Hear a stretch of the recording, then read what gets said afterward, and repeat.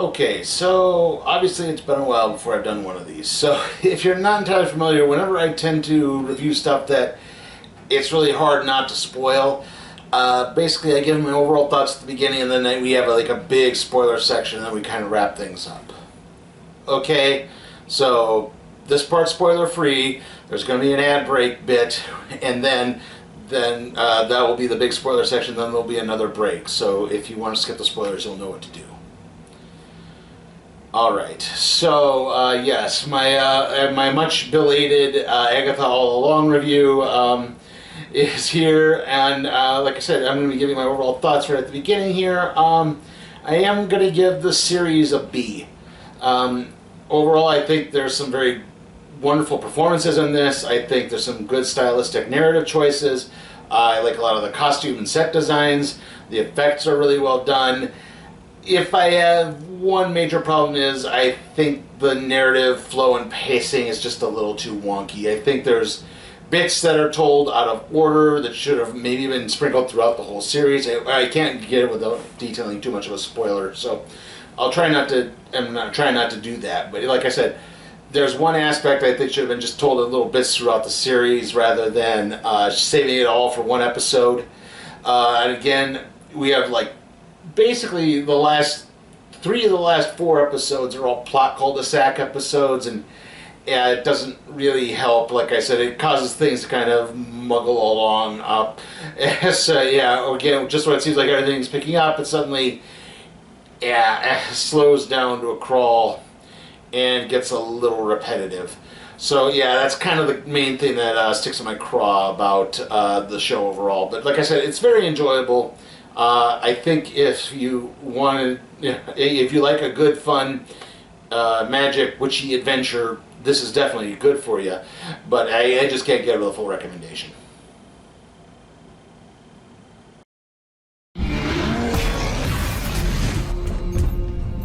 Who dare cross the Avengers? It's Loki. Wait! I forgot my shield. I think my mom has it. I'm over here. Come on, guys.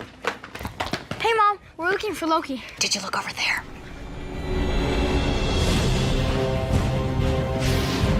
A superhero in every aisle. The Avengers now at Target.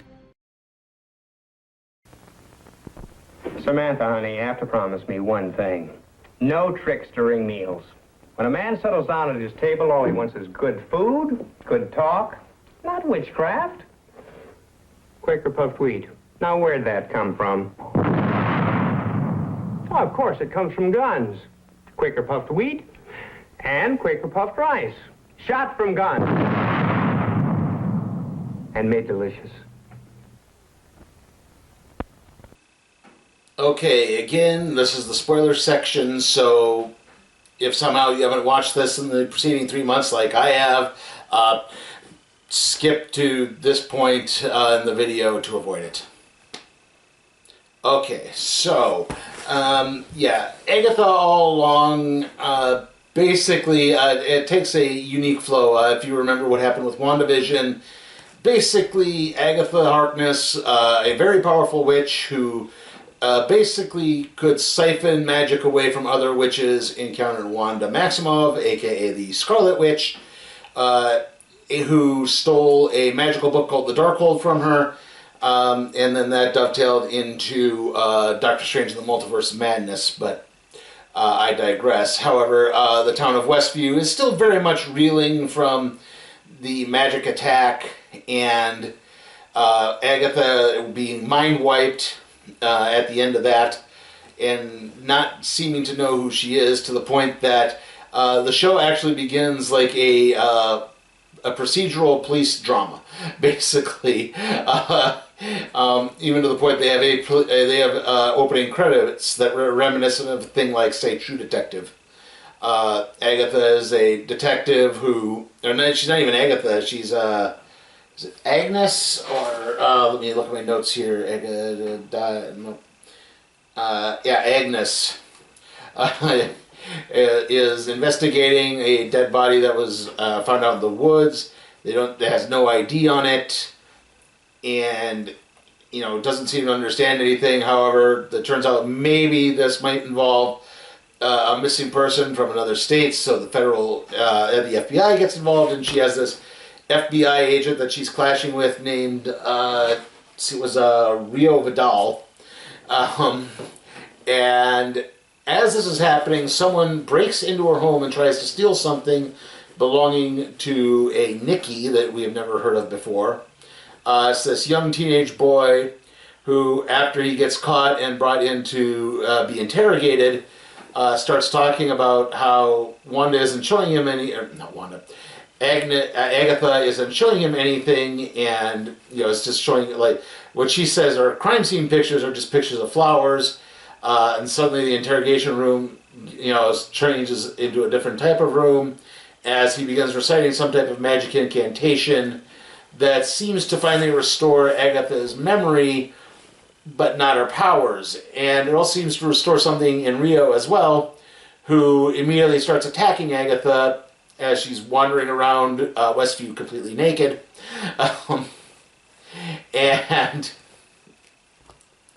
they get into a fight, but then Agatha says, "No, you don't want me now. You want me at my full power."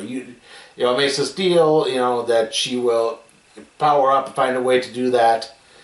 And so Rio basically vanishes after this, and it's then that she finds the boy tied up in the closet, and the boy tries to reveal his name to her, but something blocks it. He just goes like,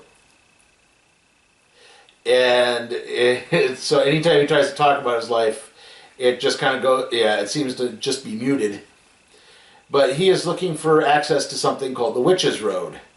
Well, Agatha says, if you want access to the Witch's Road, we have to form a coven. And, I don't know if you're aware of this, I don't really get along well with other witches. Still, they go out to form this coven. They find a fortune teller prophet named Lelia, who is, Umbria, it began with a U, who is looking for, again, who can tell the future, but seems to be looking for something kind of a way out of it. She's tried to avoid being in a coven for a long time. There is a beauty influencer named Jennifer Kale, who is a witch who had her powers bound, and so she can only sell these skin healing creams because that doesn't take much magic. And then there's Alice Wu, whose mother was a singer who sang the song of the Witch's Road. Turned it into, I guess, something of a pop hit, but then died in a house fire, and she's tried to figure out because she believes her family is cursed and they have these protection spells placed upon them. The only problem is they need one more witch for this. They need a green witch, to which they go get Mrs. Davis, or Sharon, I think Sharon Green is her name, or something to that effect.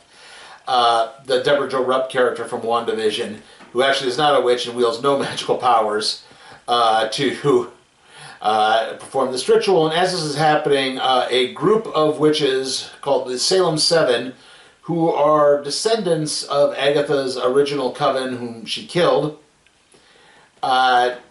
begin attacking the house. And just as it seems like this ritual didn't work, suddenly a door appears on the floor of Agatha's basement, and it leads to the Witch's Road, and they start their way down. Somewhere along the way, Mrs. Davis wanders off the road and is immediately killed, so they have to summon a new Green Witch, and this winds up summoning Rio. And this really brings a bit of problems, for lack of a better term, to Agatha's plans as she's starting to get upset. The teen, who's also along for the ride, again, it turns out has this sigil placed upon him, and seems to know something about this Nicky character, who Agatha is the mere mention of which seems to make Agatha very upset. And one of the other witches reveals that Agatha, legend has it that Agatha gave up her son, Nicholas Scratch, for immortality. However, she starts to think maybe this teenager could actually be a reincarnation, but then Rio later reveals that no, that is not the case. It's something else. And as this is happening, they go through these stages. You have to go through these trials to get to the end of the Witch's Road, at which point your magical desire is revealed, or is rewarded. And so you have to go through each of the trials. And each of the trials is a house where upon entering they enter like some different type of era. Like the first house, they're kind of, I would say, upper Long Island wine moms, suburban wine moms, and then they're 60s hippies in a recording studio, and then in the next one it's like an 80s slumber party slasher movie. And then it's Disney princesses. However, somewhere along the way, and each witch applies to each of these trials. First off, they need a potion to reverse a poison, and that falls on Jen to mix it because she's become really good at that. We find out she lost her powers when a doctor who seemingly did not believe in magic bound her, and she's still not entirely sure how that happened. We'll get to it. We then have Alice with her backstory. That's the son of the rock star, or the daughter of the rock star, sorry.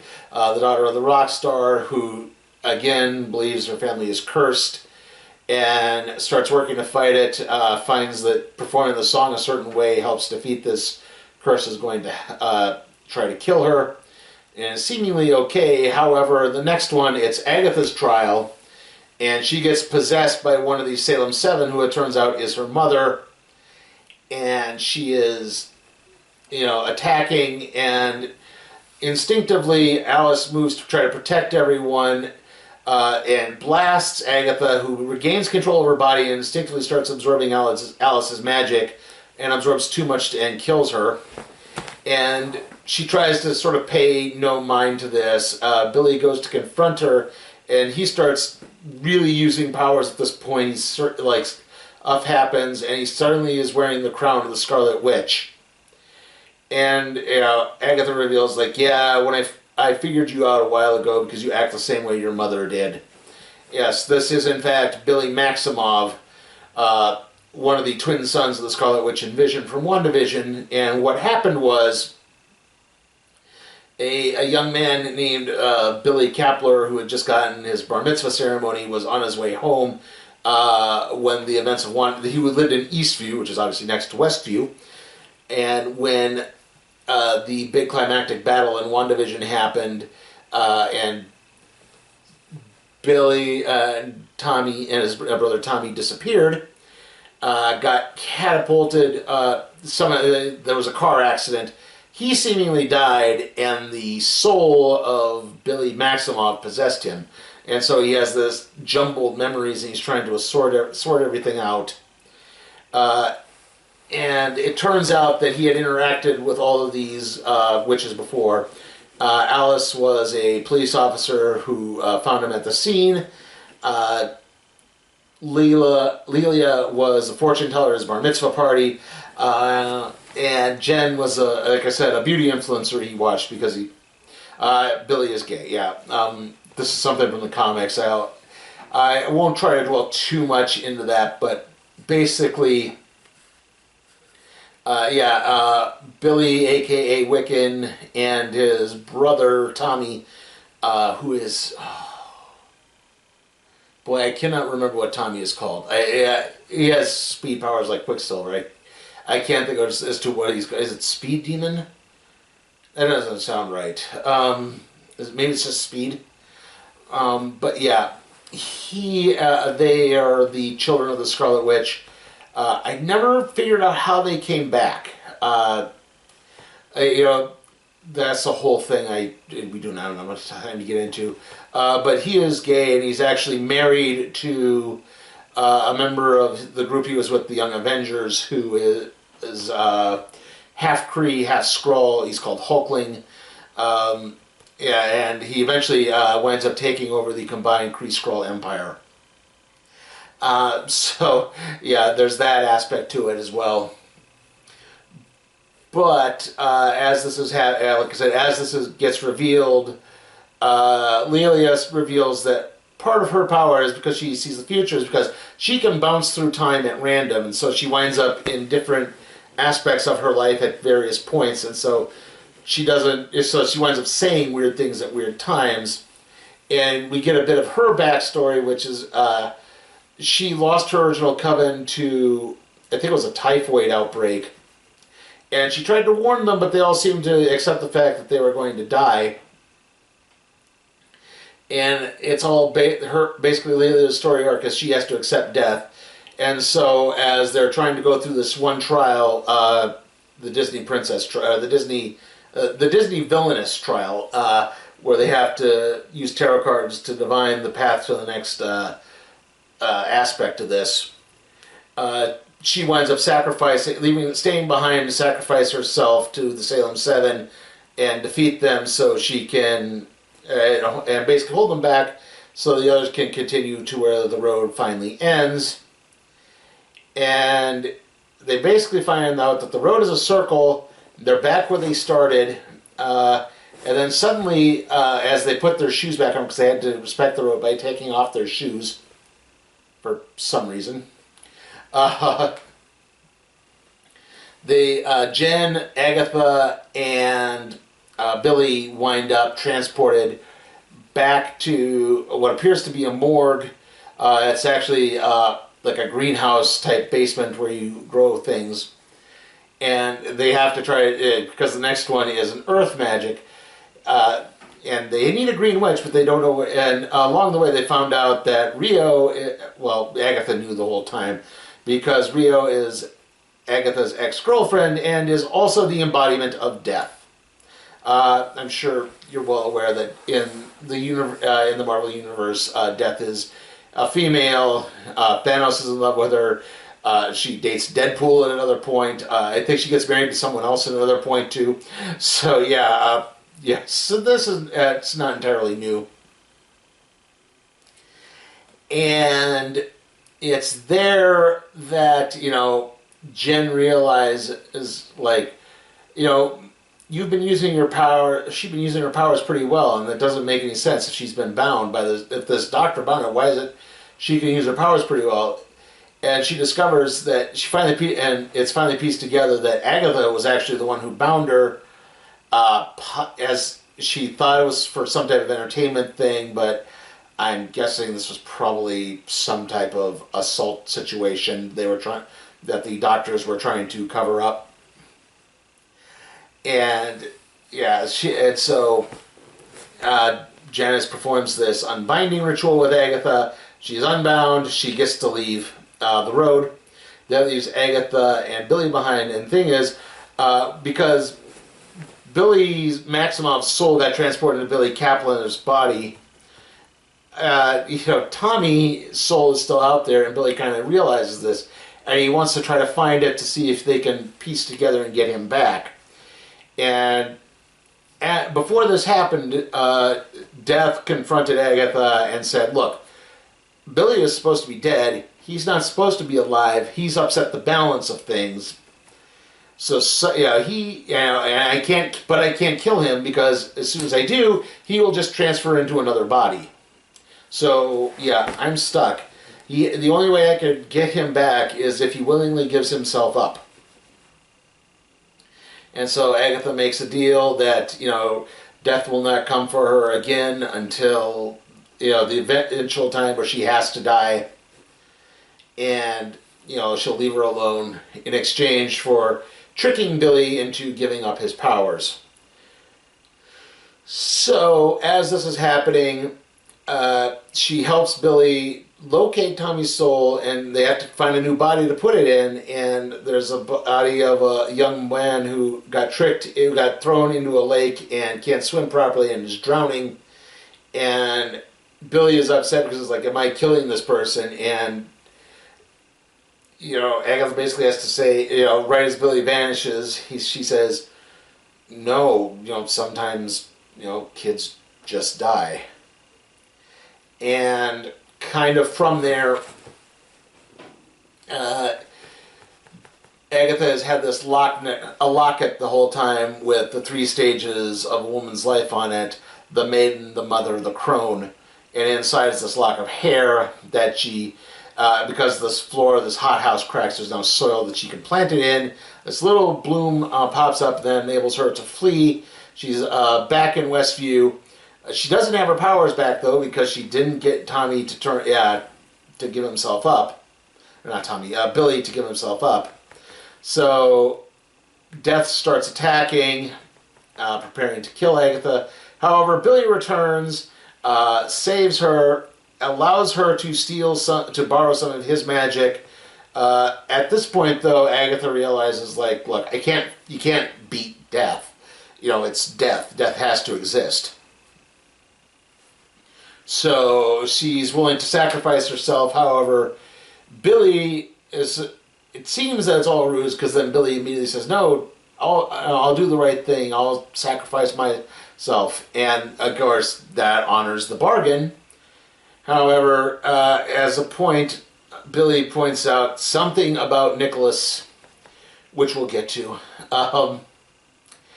And that gets Agatha to sacrifice herself and seemingly die, at which point Death tells Billy to leave and, that he's free to go. The balance is apparently set. Billy returns home, tries to explain certain things to his parents, goes up to his room, and suddenly notices all of these aspects of the road are from aspects of his room. There's a Wizard of Oz reference. There's these Wizard of Oz references. The first house looks like this house from his poster. Yeah, this house looks like this house.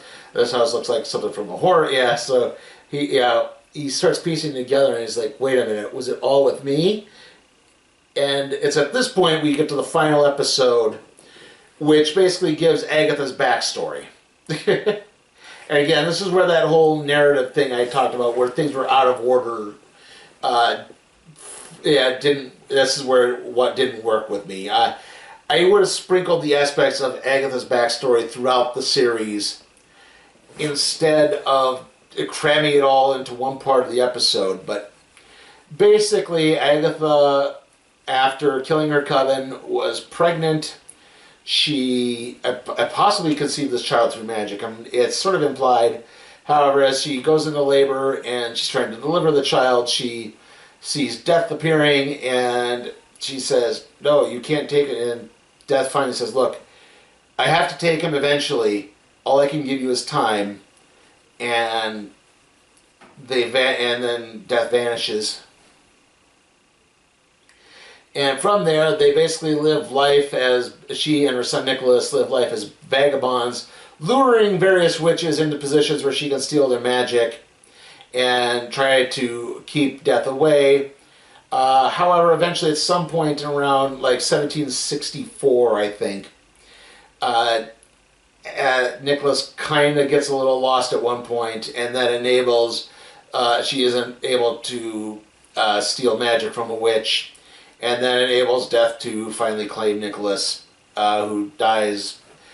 I guess, he's shown getting up and leaving with Death, whether that's his soul, whether that's his actual body. I don't think it's his actual body, because later Agatha wakes up and buries the body. So, however, it's at this point that Agatha hits on the idea, because the whole time they've been singing the song of the Witch's Road. And it was thought that, and suddenly this young witch comes to her and says, hey, you're singing this, do you know about the Witch's Road? Do you know how to get there? And Agatha goes, I know how to get to the Witch's Road. And it turns out the Witch's Road is a con. It's just basically Agatha assembles a coven, kills the coven, absorbs their magic, kills all the coven, and then moves on. And then, years later she does it again, basically to stave off Death. However, in the most recent one, which again this was how it was supposed to go, Billy, with his powers, altered reality, because he has basically the same powers as Wanda, altered reality and thus made the road real. And so he's actually responsible for the deaths of the other witches, except for Jen, who's alive and unbound and just wanders off. Again, another part of the show that sort of falls apart. Billy is angry, so he takes this locket that he managed to find. He tries to banish Agatha, and finally she has this moment of weakness and snaps because she doesn't want to travel to the land of the dead because that would mean having to confront Nicholas because, she did all these things and these horrible things, and she knows he wouldn't approve, and she can't stand to face him. And so once Agatha kind of admits that, Billy basically says, okay, I won't banish you, but we're going to work together as a covenant too from now on. And maybe no more killing, and we need to go find Tommy. And that's how it ends. There's no post-credit scene or anything like that. So like I said, overall, I think there was some really good aspects to this. I did like a lot of the character studies. I did like a lot of the interaction with the cast. Obviously, Catherine Hahn did well. Joe Locke, who played Billy, was great. Obviously, Aubrey Plaza is Death, but that's Aubrey Plaza. Ali On, I think is her name, and she played Al. I liked a lot of that aspect. Like I said, Patti LuPone as Leela was good. The problem is I thought because her episode is told in this disjointed, bouncing through time way, it gets repetitive really fast. Like I said, that's where I think the problem is we have these plot cul-de-sac episodes, and then we finally get what seems to be the final episode, and then we get another plot cul-de-sac episode. And it's like, I wish, like I said, take Agatha's backstory and sprinkle that throughout the first bit of the early episodes, and then we get kind of the big finale bit, because I think that would have worked a lot better. Maybe shorten this down to 8 episodes instead of 9. That's where a lot of the aspects of this, I think, would have worked a lot better. And again, it just kind of felt repetitive towards the end of it. Like they were just padding for time, and that kind of did the show in for me a little bit. Still, though, this is fun, so do watch it if you're interested. However, I would recommend you maybe watch WandaVision and Multiverse of Madness first. If you haven't done that, don't jump into this straight away.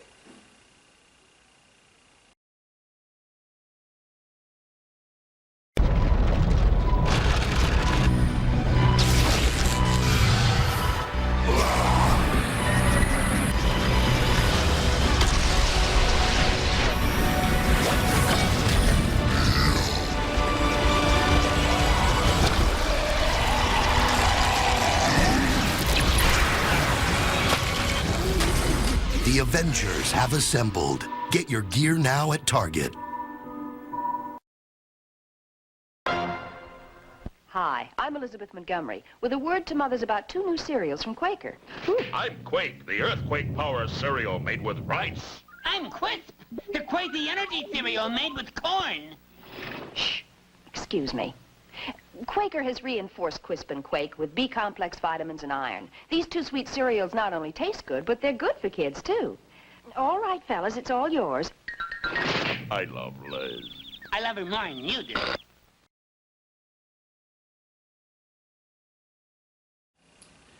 Okay, so the next video is going to be the predictions video for the NFL Playoff Divisional Round and the College Football Playoff Final.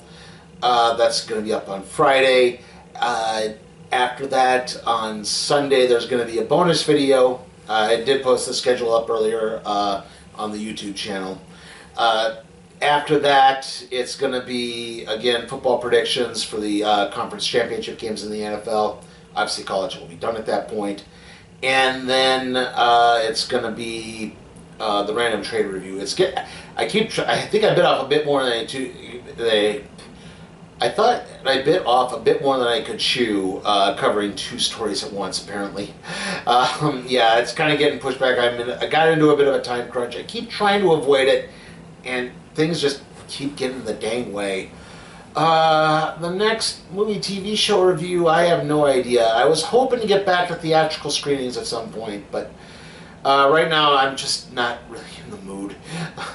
The weather's too wonky. So it might be a movie review, it might be another television show like Acolyte or Skeleton Crew or something of that nature. I don't know. It might be Doctor Who even. I haven't reviewed that holiday special yet. So it could be one of those things. I can't say for certain. Hopefully it'll be soon. There might be another bonus video out at another point too, which I'll get to hopefully. See you all next time.